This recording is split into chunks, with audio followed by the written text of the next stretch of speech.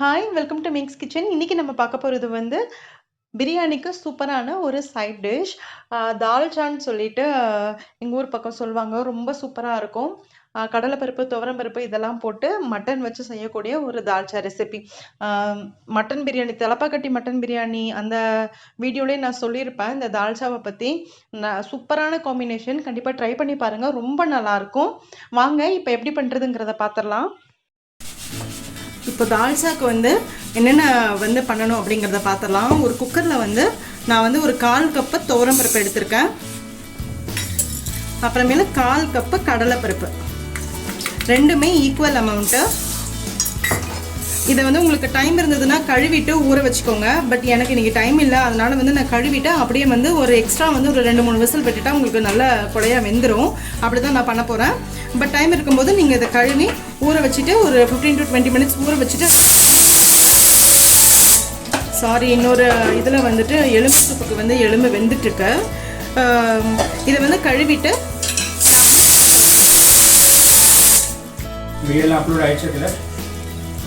இப்போ நான் வந்து பருப்பு வந்து வேக வைக்க போகிறேன். கொஞ்சமாக மஞ்சத்தூள் போட்டுக்கோங்க.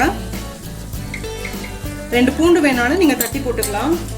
பட் நான் இன்னைக்கு அதெல்லாம் போட போகிறதில்ல. இதை வந்து மூடி போட்டு ஒரு 3 விசில்லேருந்து 4 விசில் வச்சுக்கிட்டிங்கன்னா உங்களுக்கு பருப்பு நல்லா. ஆல்ரெடி முன்னாடியே நம்ம சேனலில் மட்டன் சூப் வீடியோ ஒன்று போட்டிருப்பேன். அந்த சூப் வீடியோவோட கண்டினியூஷன் தான் இந்த தால்ச்சாவும். அதாவது சூப் ஃபஸ்ட்டு நம்ம எடுத்துகிட்டு அந்த மட்டனை யூஸ் பண்ணி தான் நம்ம தால்ச்சா பண்ண போகிறோம். ஸோ சூப்பில் பண்ணுற ப்ராசஸ் எல்லாமே நீங்கள் அதே மாதிரியே பண்ணிவிட்டு அந்த ஸ்டாக் மீதம் உள்ள ஸ்டாக்கும் சரி அந்த மட்டனையும் சரி நம்ம தால்ச்சாக்கு யூஸ் பண்ண போகிறோம். அப்படி தான் இப்போ நம்ம யூஸ் பண்ணியிருக்கோம். நெக்ஸ்ட் என்ன ப்ராசஸ்ங்கிறத நம்ம நெக்ஸ்ட்டு பார்க்கலாம். இப்போ நம்ம கட் பண்ணிக்கலாம் வெஜிடபிள்ஸை.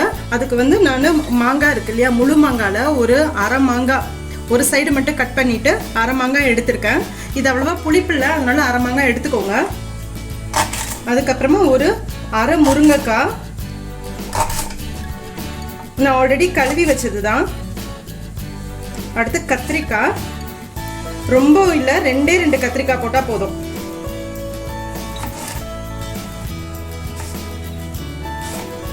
அப்புறம் இந்த குழம்புக்கு தேவையான தக்காளி, இந்த மாதிரி முன்னாடி இருக்கும் இல்லையா அந்த காம்பு பகுதி, இது அதை எடுத்துருங்க. அவ்வளோதான். இப்போ நம்ம வந்து கடலைப்பருப்பு, துவரம்பருப்பு, மட்டன் எல்லாமே நம்ம போட்டிருக்கோம் இல்லையா, அதில் வந்து இது எல்லாத்தையும் போட்டுடலாம். என்னென்ன போட்டிருக்கோம்னா 2 கத்திரிக்காய், ஒரு அரை முருங்கைக்காய், ஒரு அரை மாங்காய், தக்காளி ஒரு 2 தக்காளி, நம்ம எல்லாத்தையும் ஆட் பண்ணி போட்டுருவோம்.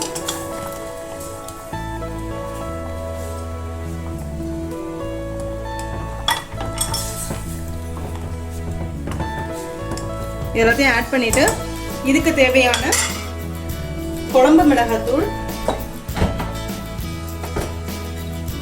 ஆல்ரெடி வந்து நம்ம சேனலில் குழம்பு மிளகாத்தூள் எப்படி அரைக்கிறதுங்கிறத போட்டிருப்பேன்.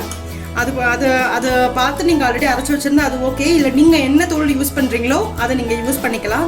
தனியாத்தூள் மிளகாத்தூள் போட்டாலும் சரி, இல்லை சாம்பார் தூள் ஆல்ரெடி அரைச்சி வச்சுருந்தாலும் சரி, அது நீங்கள் யூஸ் பண்ணிக்கோங்க. இது எவ்வளோ காரம் தேவையோ அவ்வளோ போட்டுக்கோங்க. முக்கியமாக பச்சை மிளகாய் போட்டுக்கோங்க, அதுதான் இதுக்கு ரொம்ப நல்ல டேஸ்ட்டு.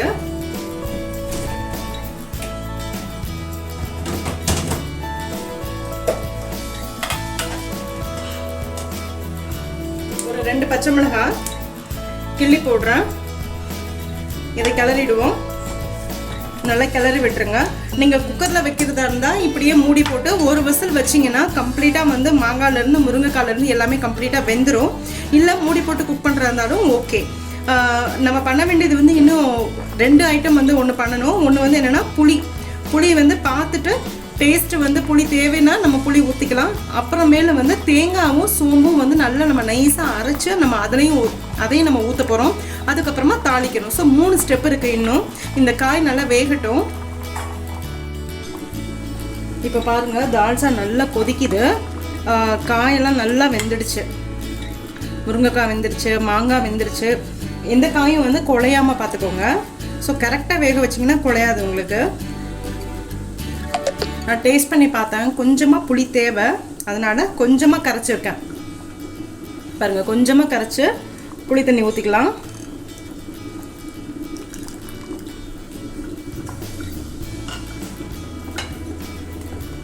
புளி வாடை வந்து ஒரு 2லேருந்து 3 நிமிஷத்துக்கு அது போகட்டும். அதுக்குள்ளே நம்ம மசாலா அரைக்க வேண்டியது இருக்குது, அதை மட்டும் இப்போது மசாலா அரைக்கணும்னு சொன்னேன் இல்லையா, அதை அரைச்சிருவோம். அதுக்கு வந்து ஒரு 1/4 கப்பு தேங்காய், ஒரு 3 டேபிள் ஸ்பூன் தேங்காய் எடுத்துக்கோங்க. நான் வந்து இன்னும் ஒரு 1/4 கப்பில் ஒரு 1/2 கப் போடுறேன். அப்புறம் கொஞ்சமாக சோம்பு,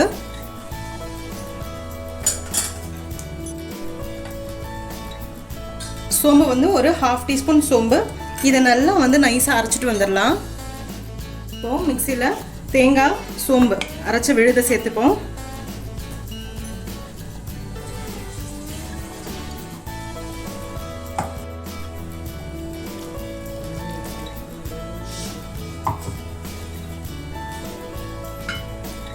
நல்லா மிக்ஸ் பண்ணி விட்டுக்கோங்க.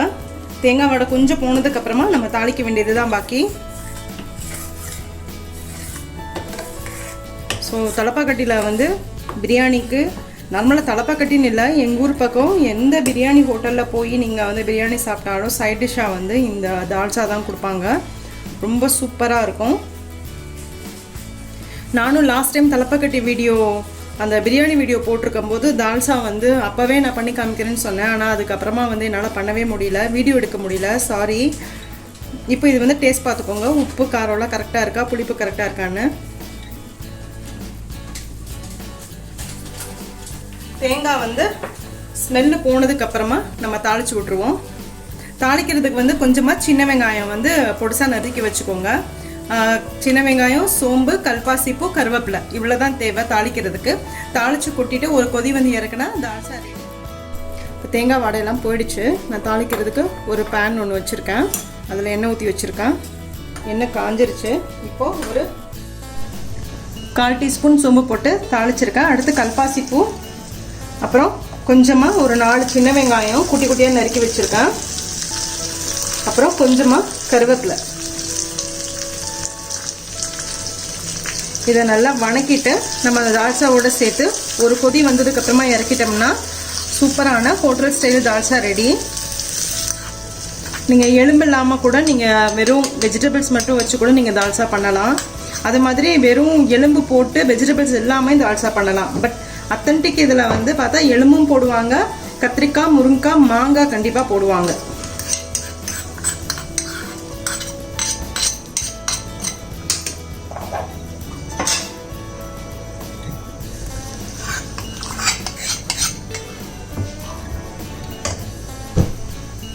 ஒரு கொதி வந்ததுக்கப்புறமா நம்ம இறக்கிட்டோம்னா சூப்பரான தால்சா ரெடி ஆகிடும்.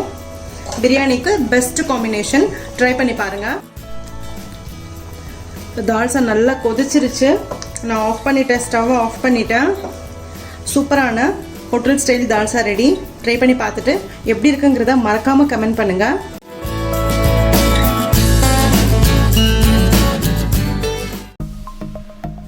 சப்ஸ்கிரைப் பண்ணுங்கள், மறக்காமல் பெல் ஐக்கானை ப்ரெஸ் பண்ணுங்கள். அப்போ தான் நான் போடுற வீடியோஸோட அப்டேட்ஸ் உங்களுக்கு வரும்.